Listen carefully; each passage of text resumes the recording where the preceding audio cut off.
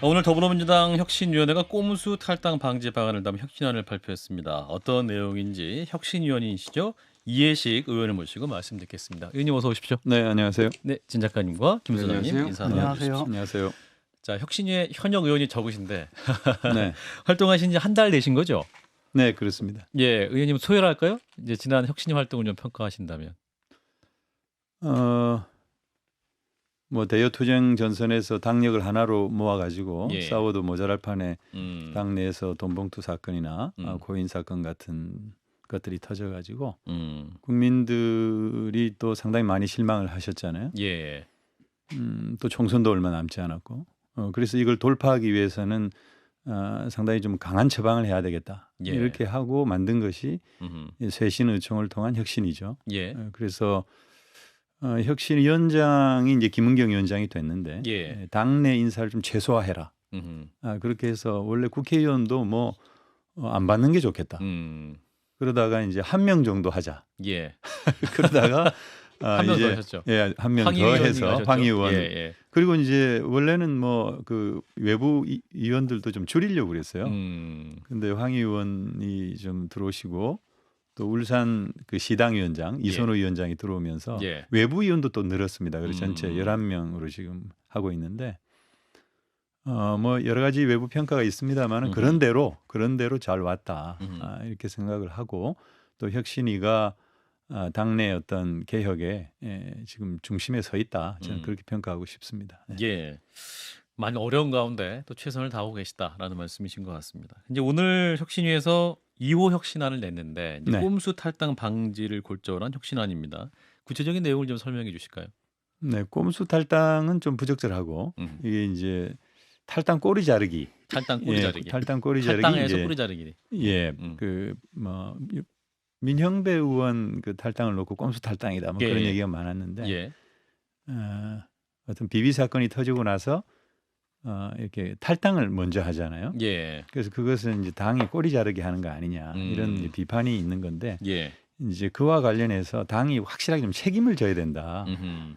그래서 탈당한 그 의원들에 대해서도 평가를 하고 이제 앞으로는 이제 방지할 수 있는 그런 방안까지 마련하자.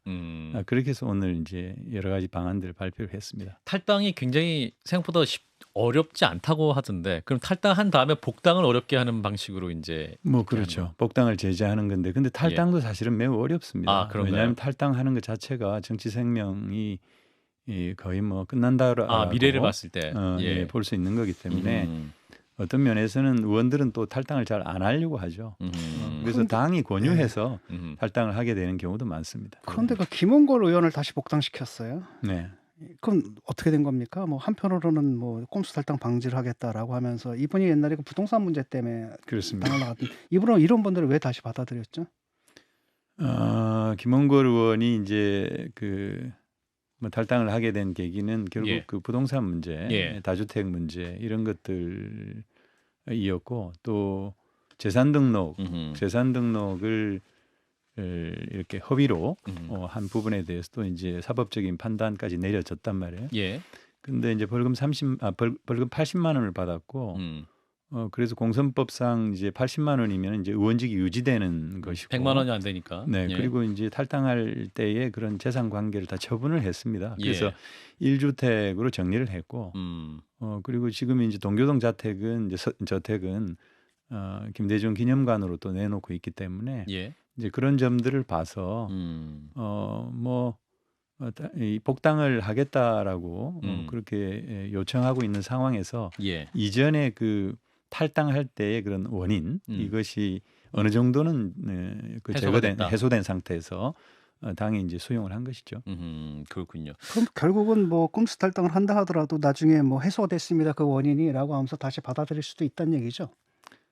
근데 이제 그건 이제 사법적인 판단에 따라 좀 다르다고 봅니다. 예를 예. 들어서 뭐 윤관석, 이성만 의원이 뭐 무죄가 된다든지 하면 또 복당할 수 있겠죠. 네. 근데 민영배 의원 같은 경우에도 민영배 의원은 어떻든 이거 뭐 논란이 있습니다만 우리 당으로서는 검찰 개혁이라고 하는 그런 과제를 앞두고 예.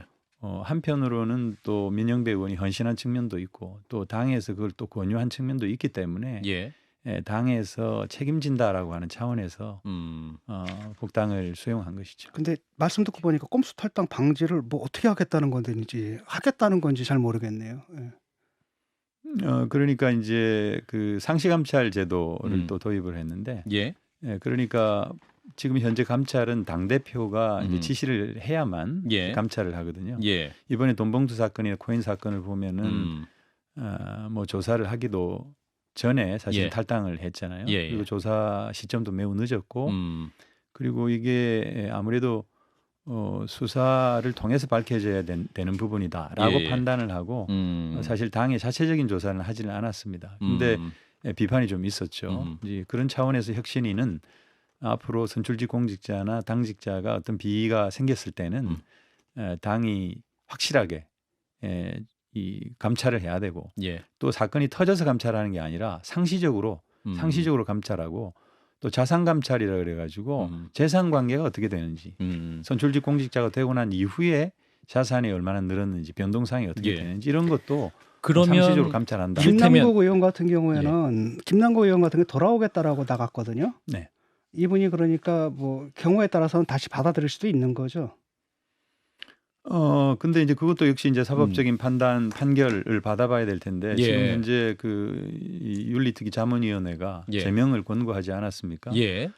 그리고 뭐 물론 이제 정확하게 봐야 되겠습니다만은 상임위나 이런 데서 200차례 이상 또 코인 거래. 코인 거래를 했다라고 지금 알려지고 있기 때문에 예. 이런 점들을 감안한다면은 뭐 좀 어렵지 않겠나. 만일에 그게 사실이라면 그렇게 생각하고 있습니다. 아, 복당이 어려울 것이다. 자, 그러니까 의원직 제명 권고를 윤리위가 했단 말이죠. 네네. 의원님이 징계의 수위를 두고 여러 가지 이제 너무 과하다 이런 평가도 있고, 뭐 이제 국민의힘 같은 경우는 계속 이제 제명을 주장해 왔기 때문에 적당하다 뭐 이런 판단할 수 있을 것 같은데, 의원님과 혁신에서 어떻게 판단하고 있습니까? 뭐 혁신위가 오늘 기자회견에서도 밝혔습니다만, 책임 정당. 우선은 이제 윤리특위를 소집을 해서 예. 윤리 이 자문위원회에서 왜 그런 결정을 했는지 이걸 이제 세세히 좀 들여다봐야 되겠죠. 예. 그리고 현재 그 제명을 권고한 의원이 지금 4명이지 않습니까? 네네. 그래서 윤미향 의원 같은 경우도 그렇고 박덕흠 의원, 뭐 이상직 의원은 이제 재판을 통해서 이제 뭐 결정이 됐습니다만. 예. 네, 그런데 이제 윤미향 의원 같은 경우는 검찰이 기소를 해가지고 예. 8건 중에 7건이 이제 무죄가 됐고, 예. 또 한 건조차도 사실은 거의 한 17% 정도밖에 뭐 안 되고, 그래서 그런 것들을 보면 예. 이게 뭐 지금 당장 섣부르게 판단할 수 없는 문제 아니냐 이런 판단도 하고 있습니다. 어떻든 이제 윤리특위가 좀 열려봐야 예. 알 수 있겠다 이렇게 보고 있습니다. 그러면 혁신인가 말한 책임 있는 결정 역시 윤리특위 결정에 따라야 된다. 윤리특위에서 어떻든 뭐 그 사실관계나 이런 것들을 정확하게 봐야 되고, 예. 자문위원회가 왜 그런 이제 권고를 했는지를 예. 한번 세세히 들여다보고 그 이후에 판단을 하는 게 맞다 이렇게 이제 보고 있는 거죠. 본회의 표결 결과는 그 뭐 현재로서는 예상할 수 없는 상황입니까? 그건 이제 본회의에, 그러니까 특위에서 본회의 회부하면 예. 본회의에 상정이 됐을 때 이제 예. 하게 될 텐데 3분의 2라고 하는 아주 엄격한 200명 이상이. 네, 그렇죠. 예. 그런 조건이 있기 때문에 그건 이제 그 사안에 따라서 다를 것이다 이렇게 보고 있습니다. 그 혁신위에서는 민주당이 책임 있는 결정을 하라고 하셨는데, 그 책임 있는 결정이라는 게 구체적으로 뭘 말하는 건지 잘 안 와닿습니다. 그러니까 뭐 포괄적으로는 이제 그런 거죠. 민주당이 내로남불 정당이다 뭐 그런 평가를 많이 들었고, 예. 어떤 뭐 비위가 터지면은 그에 대해서 진정성 있고 반성하고 성찰하는 게 아니라 예. 뭐 남 탓을 한다든지 또는 아주 위선적인 태도를 보인다든지 그래서는 안 된다라고 하는 차원에서 예.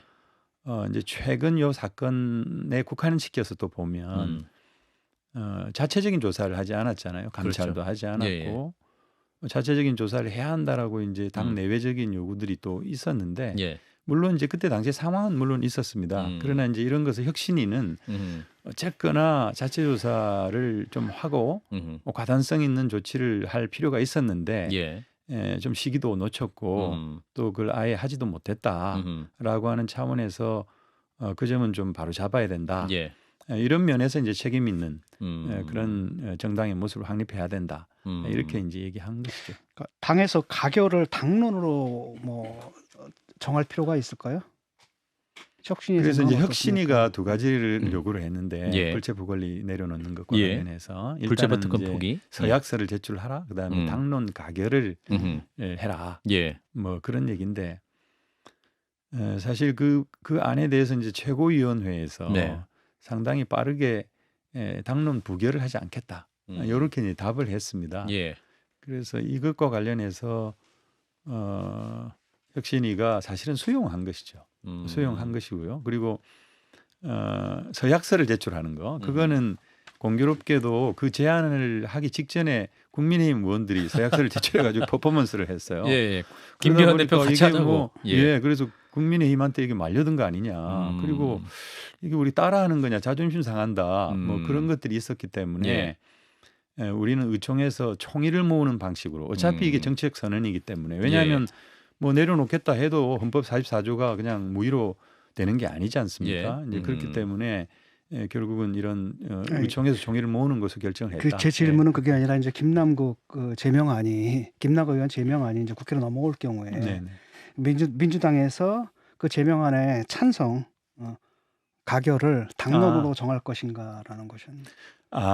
그거는 제명하자는 당론이 정해질 수 있을 것이냐. 만약에 윤리특위의 지금 결정이 판단하기는 심각하다. 어렵지 어렵다. 않겠습니까? 근데 만약에 이제 당론으로 정하지 않을 경우에 그 의원들 투표에 맡기게 되면 사실 70명이 그렇지 않습니까? 70명이 동의해야 되는데 네. 사실 그러다가 만약에 이게 부결이 되면 굉장한 부담이 당한테 오지 않겠습니까? 국민들이 딱 보고 뭐 혁신이 한다더니 결국은 뭘 한 거냐. 그래서 그 문제를 또 해결할 수 있는 한 가지 방법은 뭐냐면 김남국 의원이 스스로 물러나는 것 정도가 당에 이제 부담을 안 주려면 그게 이제 아닌데 그 당에서 혹시 이제 그 김남국 의원한테 뭐 혁신이나 이런 데서 스스로 사퇴를 갖다 권고하거나 이럴 생각은 없으신지. 근데 뭐 그런 판단도 사실 좀 이르다고 생각됩니다. 우선은 윤리특위가 있어야 된다. 우선은 윤리특위에서 다뤄봐야 되고. 예, 알겠습니다. 근데 이제 혁신이 1호 혁신안으로 이제 불체포 특권 포기 선언이 있었는데 이게 이제 조건부 포기 결의안이다. 그러니까 정당한 영장 청구일 경우에 라는 것이 존재가 있는 것이죠. 이 부분이 그래서 시원하지 않다. 완벽한 포기가 아니지 않냐. 이런 얘기가 있습니다. 어떻게 반응할 수 있습니까? 네, 그래서 이제 혁신위에서는 그거를 뭐 국민 눈높이에 맞는 이제 그것을 정당한이라고 하는 말을 이제 국민 눈높이라고 하는 기준이다 이렇게 해석을 했는데 예. 사실 그 윤석열 정권의 그 검찰권을 남용하는 거 이것은 뭐 굳이 설명하지 않아도 우리 국민들이 또 잘 아실 거라고 생각이 들거든요. 예. 정당한이라는 말 그리고 국민의 눈높이라고 하는 말도 사실은 이제 추상적인 개념이긴 하지만 그러나 지금 윤석열 정부의 그런 검찰권 남용을 비추어 보면 예를 들면 체포동의안이 모 의원 어떤 의원의 체포동의안이 국회에 제출됐을 때 그것이 정당한 것인가 아니면은 국민의 눈높이에 맞는 건가 그렇지 않은 것인가라고 하는 것은 판단할 수 있겠다라고 본 것이죠. 그리고 어차피 이게 불체포 권리를 아까도 말씀드렸지만 내려놓는다는 것 자체가 정치적 선언이기 때문에 이것을 국민들께 보여주는 것도 어떤 실천으로 보여주는 것도 사실 우리 당이 알아서 할 일이라고 보여지거든요.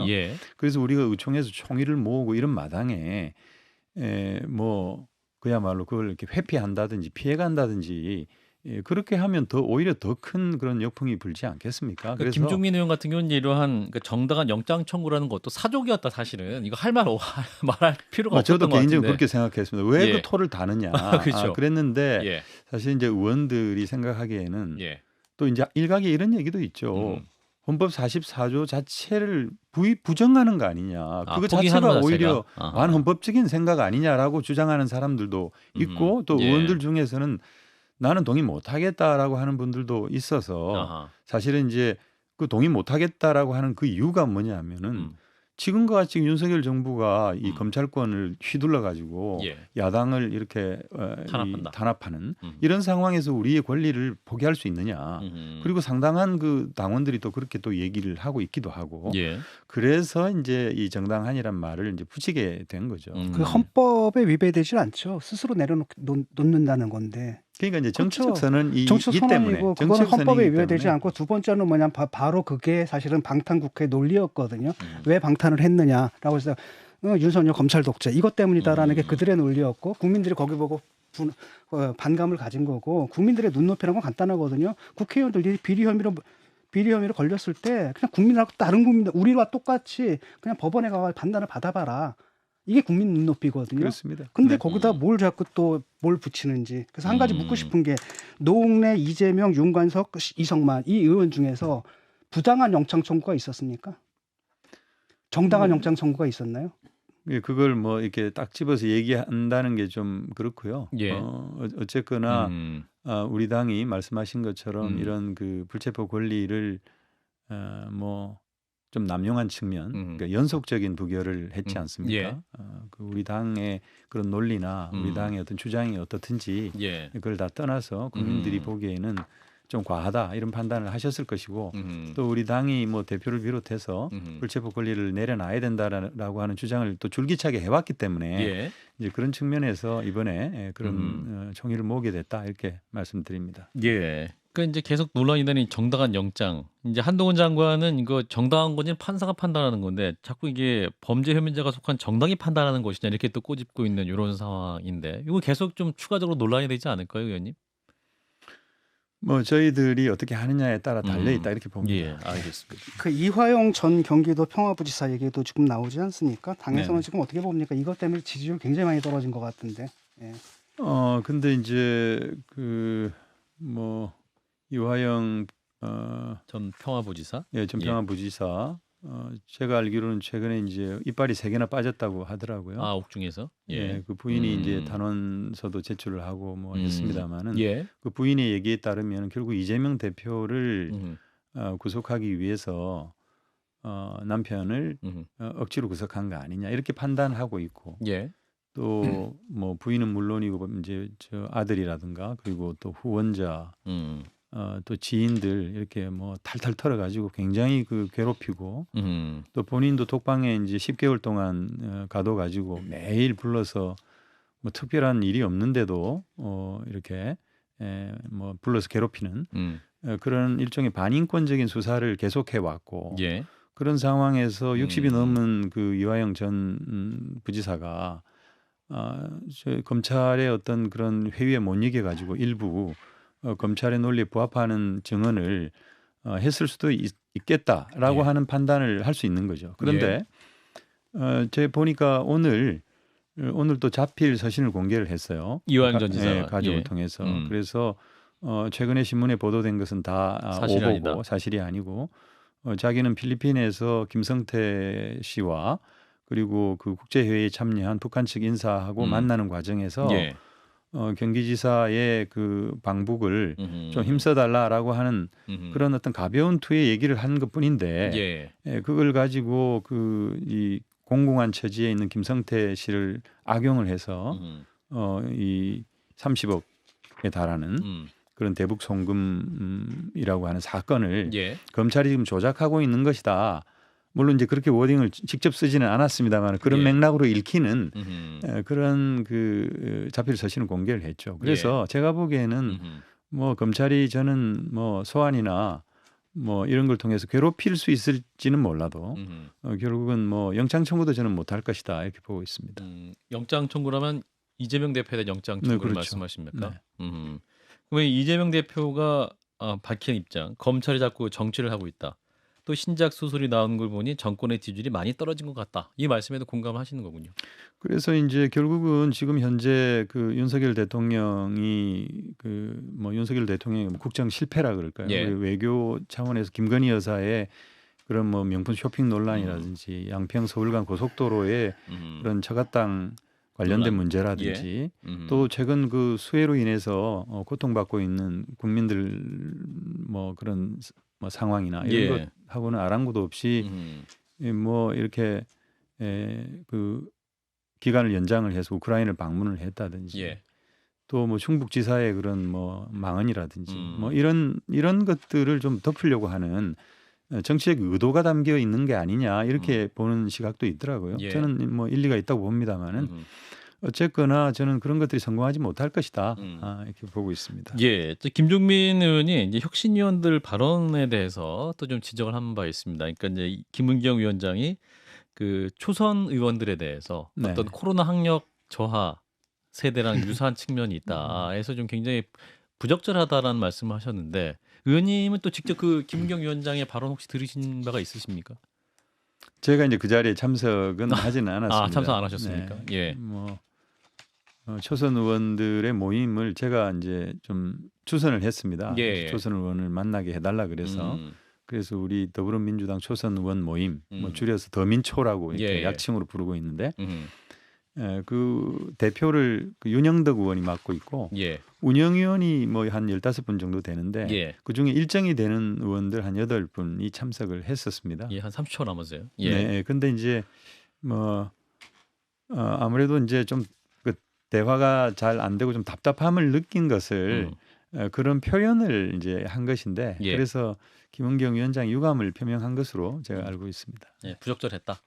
뭐 본인은 그렇게 생각했던 것으로 저는 알고 있습니다. 예. 시간이 없어서 오늘 이제 일단 여기까지 말씀 듣겠습니다. 더불어민주당 혁신위원이세요. 이해식 의원과 함께했습니다. 의원님 고맙습니다. 네, 감사합니다. 좋아요, 구독. 알림 설정.